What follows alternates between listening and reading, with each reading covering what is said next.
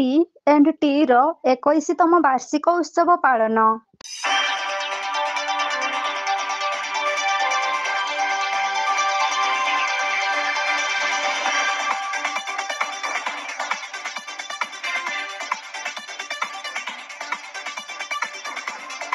ନୂଆପଡ଼ା ଜିଲ୍ଲା ଖଡ଼ିଆଳ ବ୍ଲକରେ ଥିବା କଲ୍ୟାଣ ମଣ୍ଡପ 2 ଠାରେ ପାଳିତ ହୋଇଯାଇଛି ET&T ର 21ତମ ବାର୍ଷିକ ଉତ୍ସବ।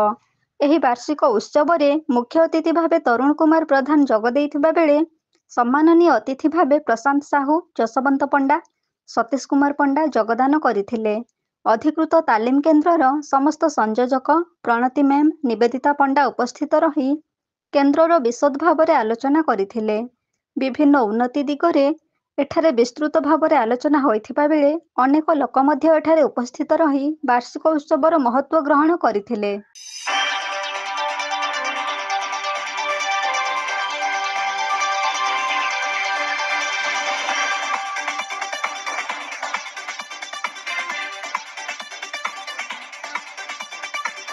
ଏହି ଉତ୍ସବରେ ନୂଆପଡ଼ା ଜିଲ୍ଲାର ଜିଲ୍ଲା ସଂଯୋଜକ ହେମନ୍ତ କୁମାର ସାହୁ ଏବଂ ତାଲିମ କେନ୍ଦ୍ରର ସମସ୍ତ ସଂଯୋଜକ ଯୋଗ ଦେଇଥିବା ବେଳେ କମ୍ପ୍ୟୁଟର ଶିକ୍ଷକ ସତୀଶ କୁମାର ପଣ୍ଡା ଉପସ୍ଥିତ ରହିଥିଲେ। ଆଗାମୀ ଦିନରେ କେମିତି କମ୍ପ୍ୟୁଟର ଶିକ୍ଷା ଗ୍ରହଣ କରୁଥିବା ଛାତ୍ରଛାତ୍ରୀମାନେ ଉନ୍ନତମାନର ଶିକ୍ଷା ଗ୍ରହଣ କରିପାରିବେ ସେ ବିଷୟରେ ପୁଙ୍ଖାନୁପୁଙ୍ଖ ଭାବେ ଆଲୋଚନା କରାଯାଇଥିଲା। ଅତ୍ୟାଧୁନିକ ବୈଷୟିକ ଜ୍ଞାନ କୌଶଳ ଦ୍ୱାରା ପରିପୃଷ୍ଟ ପାଠ୍ୟକ୍ରମ ଯେପରିକି OS-CIT, OS-CIT-A ଏବଂ OS-CIT-B+ ସୁଲଭ ମୂଲ୍ୟରେ ପାଇପାରିବେ ତାହା ଉପରେ ବିଶଦ ଭାବରେ ଆଲୋଚନା କରାଯାଇଥିଲା।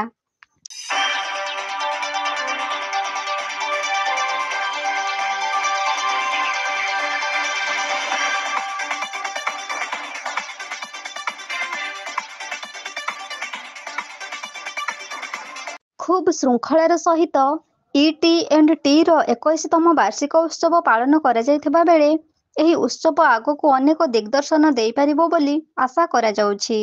ଦୀର୍ଘ ଦିନ ହେଲା ଏକ ନୂତନ ଜ୍ଞାନକୌଶଳକୁ ଆପଣାଇଥିବା ଏହି କେନ୍ଦ୍ରର ଚାହିଦା ବଢ଼ି ବଢ଼ି ଚାଲିଛି। ଆଗକୁ ମଧ୍ୟ ଭିନ୍ନ ଭିନ୍ନ ଜ୍ଞାନକୌଶଳ ଆପଣାଇବା ପାଇଁ ଆଶା ବାନ୍ଧି ରଖିଛି।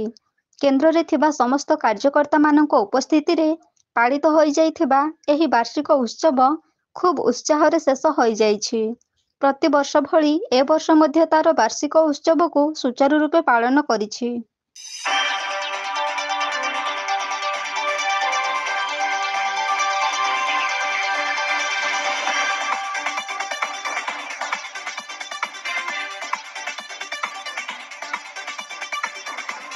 ନୂଆପଡ଼ାରୁ ଲୋକନାଥ ପଟେଲଙ୍କ ରିପୋର୍ଟ, AB ନ୍ୟୁଜ୍।